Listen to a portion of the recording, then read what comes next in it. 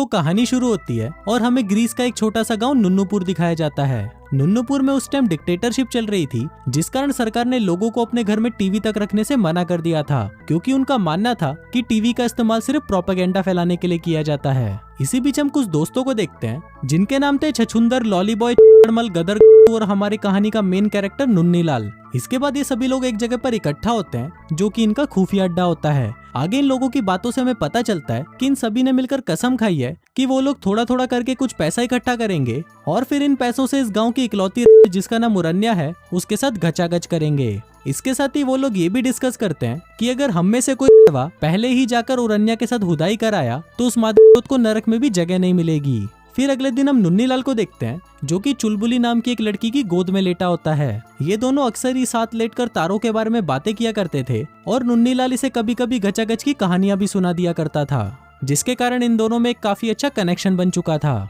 फिर अगले दिन हम गांव के एक आदमी को देखते हैं जो कि गांव में एक प्रोजेक्टर खरीद के लाता है। अब उस गांव के लोगों ने कभी भी ऐसी चीज देखी नहीं थी, इसलिए उसे देखने के लिए वहां पर गांव के लोगों की भीड़ लग जाती है। इसके बाद वो आदमी एक प्रीस्ट बुलाकर उस प्रोजेक्टर की पूजा करवाता है, जिसके बाद सभी आदमी मिलकर दारू पार्टी करते हैं, क्योंकि अब वो लोग बड़े पर्दे पर भी मियां खलीफा की पारिवारिक फिल्में देख पाएंगे। दूसरी तरफ हम नुन्नीलाल और उसके साथियों को देखते हैं जो कि अपने घर से थोड़े थोड़े पैसे चुराकर उरन्या के पास घचाघच मचाने आते हैं। इसके बाद हम वहाँ पर उरन्या को देखते हैं जो कि बहुत ही ज्यादा खूबसूरत दिख रही थी, पर क्योंकि इन चूजों के पास पैसे कम थे इसलिए उरन्या उन्हें वहाँ से भगा देती है। लेकिन इस बार वो लोग उसे पैसों के साथ एक ब्रेड का बड़ा टुकड़ा भी देते हैं, जिसके बाद उरन्या वहीं बैठकर उनको अपने बड़े संतरों और काली गुफा के दर्शन करवाती है, जिसको देखने के बाद वो हरामी बच्चे भी बहुत ज्यादा खुश हो जाते हैं। फिर हिलाने के बाद जब नुन्नीलाल अपने घर पर आता है तो वहाँ पर उसके डैड उस पर बहुत चिल्लाते हैं, क्योंकि वो हमेशा ही खाने के वक्त लेट आता है। फिर आगे इन लोगों की बातों से हमें पता चलता है कि नुन्नीलाल एक एस्ट्रोनॉट बनना चाहता है,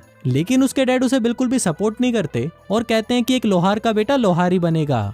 लेकिन वहीं नुन्नीलाल के दादा को ऐसा नहीं लगता और वो हमेशा ही नुन्नीलाल को सपोर्ट करते हैं। इसके साथ ही हम यहाँ पर ये भी देखते हैं कि नुन्नीलाल ड्राइंग बनाने में बहुत ही अच्छा है। इसके बाद रात को हम नुन्नीलाल और छछुंदर को देखते हैं जो कि एक गचागच की फिल्म देखने सिनेमा हॉल में जाते हैं। वो लोग टिकट खरीदकर अंदर चले तो जाते हैं, लेकिन तभी सिनेमा हॉल का सिक्योरिटी गार्ड उनके पिछवाड़े पर लात मारकर उन्हें बाहर भगा देता है। लेकिन नुन्नीलाल को अभी भी वो फिल्म देखनी थी, इसलिए वो पीछे की दीवार से ऊपर चढ़ जाता है और वहाँ पर बैठकर मूवी देखने लगता है। लेकिन कुछ देर बाद वो संतरों और गुफाओं में इतना ज्यादा खो जाता है कि अचानक उसका पैर फिसलता है और वो सीधा आकर नीचे गिरता है, जिस वजह से उसके पैर पर चोट लग जाती है। फिर अगले सीन में हम नुन्नीलाल को एक हॉस्पिटल में देखते हैं जहाँ उसके पैर पर प्लास्टर चढ़ रहा था, क्योंकि गिरने की वजह से उसकी पैर की हड्डी टूट गई थी। आगे उस हॉस्पिटल का डॉक्टर नुन्नीलाल को बताता है कि नासा का अपोलो 11 मिशन सक्सेसफुल हो गया है और पहली बार कोई इंसान चांद पर कदम रखने वाला है। अब क्योंकि एक बहुत ही बड़ा इवेंट है इसलिए इस चीज को टीवी पर भी दिखाया जाएगा। अभी जानकर नुन्नीलाल को बहुत बुरा लगता है,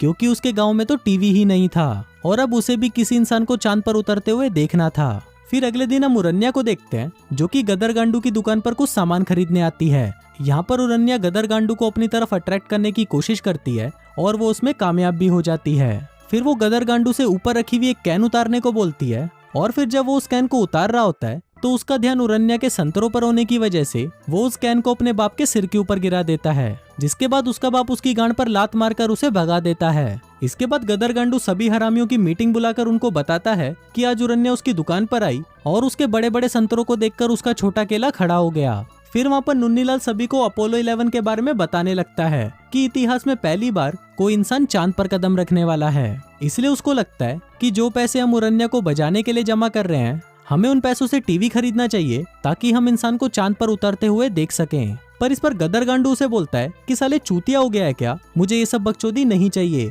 मुझे तो सिर्फ उरन्या के साथ गचागच करना है। अब क्योंकि गदर गांडू मान नहीं रहा था इसलिए नुन्नीलाल सभी को वोट करने के लिए बोलता है। अब क्योंकि 5 चूतियों में से 3 चूतियों के वोट नुन्नीलाल को मिलते हैं इसलिए सभी नुन्नीलाल की बात मान लेते हैं और वो लोग टीवी लाने के लिए पैसे जमा करना शुरू कर देते हैं। उधर गांव की सभी औरतों में भी ये बात फैल जाती है कि बच्चे मिलकर टीवी खरीदने के लिए पैसे जमा कर रहे हैं, इसलिए वो भी उनकी मदद करने के लिए तैयार हो जाती हैं। अब क्योंकि टीवी खरीदने के लिए बहुत ज्यादा पैसों की जरूरत थी इसलिए वो पांचों हरामी गांव में एक नाटक दिखाते हैं, जिसके जरिए वो सभी गांव वालों को ये बताते हैं कि एक इंसान पहली बार चांद पर जाने वाला है और हम सभी को इस मूवमेंट को मिस नहीं करना चाहिए। उधर नाटक देखने उरन्या और चुलबुली भी वहाँ पर आती है और गदर गांडू तो उरन्या को देखकर देखता ही रह जाता है और वहीं नुन्नीलाल सिर्फ चुलबुली को ही देख रहा होता है जिसको देखकर हम व्यूअर्स को पता चलता है कि ये गधे का बाल उरन्या को छोड़कर चुलबुली को पसंद करता है। फिर शो खत्म होने के बाद गांव वालों को उनका नाटक बहुत पसंद आता है, जिसके बदले वो उन्हें थोड़े पैसे भी दे देते हैं। इसके बाद जब वो सभी पैसों को गिनते हैं तो उन्हें पता चलता है कि उन्हें जितने पैसों की जरूरत है उसके आधे पैसे भी अभी तक जमा नहीं हो पाए।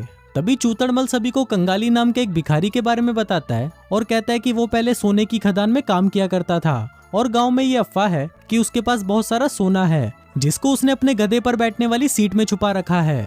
अभी सुनकर वो सभी हरामी कंगाली को दबोच लेते हैं और उसके गधे के सामने एक सुंदर सी गधी को लेकर आते हैं, जिसको देखकर गधा उसकी बजाने उसके पीछे चला जाता है। और अब इसी मौके का फायदा उठाकर चूतड़मल और उसके दोस्त उस गधे की सीट को चेक करने लगते हैं, लेकिन उन्हें वहाँ पर कोई भी सोना नहीं मिलता, जिस वजह से वो लोग निराश हो जाते हैं। इसके बाद मुन्नीलाल कंगाली को उसकी सीट सही करके दे देता है, जिसके बाद से उन दोनों में काफी अच्छी दोस्ती भी हो जाती है। फिर अगले दिन जब मुन्नीलाल एक ऑफिसर की पेंटिंग बना रहा था, तब उस ऑफिसर को एक कॉल आता है कि कुछ ही दिनों में यूएसए का वाइस प्रेसिडेंट उनके गांव में आने वाला है। ये बात वहाँ पर मुन्नीलाल भी सुन लेता है और फिर घर आकर वो ये बात अपनी मॉम को बता देता है। वहीं इसकी मॉम इसे कुछ पैसे देती है जो कि गांव की सभी औरतों ने टीवी के लिए इकट्ठा किए थे।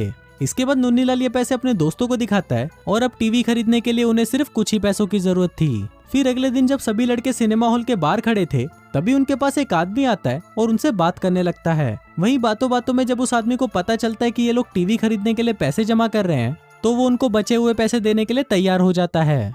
बस बदले में उनको गाँव में ये खबर फैलानी होगी कि यूएसए का वाइस प्रेसिडेंट इस गाँव में आने वाला है। फिर रात को हम मुन्नीलाल को देखते हैं जो कि चुलबुली को बता रहा होता है कि उन्होंने टीवी खरीदने के लिए पैसे जमा कर लिए हैं। फिर अगली सुबह हम मुन्नीलाल के बाप को उसकी माँ से झगड़ा करते हुए देखते हैं, क्योंकि मुन्नीलाल के बाप को अमेरिकन बिल्कुल भी पसंद नहीं थे, पर उसने अपने घर में ही उनके देश का झंडा लगा रखा था, जिस वजह से उसका बाप उसकी माँ से बहस करने लगता है। फिर कुछ दिन बाद पुलिस वाले मुन्नीलाल के घर पर आते हैं और उसके बाप को उठाकर अपने साथ ले जाते हैं, क्योंकि वो एक कम्युनिस्ट था और वो सरकार के खिलाफ था। इसके साथ ही वो लोग एक कॉफी शॉप के मालिक को भी पकड़ लेते हैं, क्योंकि वो भी एक कम्युनिस्ट था। लेकिन ये लोग इस गांव में काफी सालों से रह रहे थे, इसलिए पुलिस वाले उन दोनों को छोड़ देते हैं। अब इस इंसिडेंट की वजह से मुन्नीलाल के डैड काफी बदल जाते हैं और वो मुन्नीलाल के एस्ट्रोनॉट बनने के सपने को भी सपोर्ट करने लगते हैं। फिर अगले दिन यूएसए के वाइस प्रेसिडेंट इनके गांव में विजिट करने आते हैं और कुछ देर वहां पर रुकने के बाद वो वहां से चले जाते हैं। इसके बाद मुन्नीलाल और उसके दोस्त जब टीवी खरीदने के लिए पैसे चेक करने जाते हैं, तो वहां देखकर उनकी फटकर 464 हो जाती है,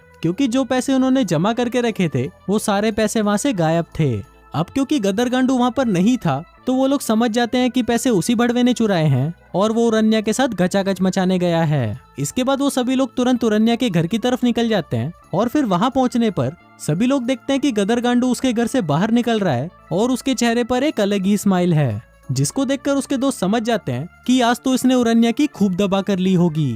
इसके बाद उरन्या खुद बाहर आती है और सभी को कहती है कि क्या तुम लोग मेरी लेना नहीं चाहते, जिसको सुनकर सभी हरामी भागते हुए उसके घर के अंदर चले जाते हैं। लेकिन मुन्नीलाल अंदर नहीं जाता और वो निराश होकर वहाँ से वापस चला जाता है। इसके बाद वो वहाँ पर चुलबुली को देखता है जो अपने बॉयफ्रेंड के साथ ये गाँव छोड़कर जा रही होती है। अब ये देखकर मुन्नीलाल और भी ज्यादा दुखी हो जाता है और सोचता है कि जब किस्मत लोड़े लगाती है तो हर तरफ से लगाती है। लेकिन तभी वो वहाँ पर कंगाली को देखता है जो शहर से टीवी लेकर गाँव की तरफ आ रहा था, जिसका मतलब उसके पास वो सोना सच में था। अभी देखकर मुन्नीलाल बहुत खुश होता है और कंगाली के साथ वापस गांव आ जाता है। इसके बाद गांव में सभी लोग मिलकर टीवी चालू करने की कोशिश करते हैं, लेकिन वो चालू ही नहीं होता।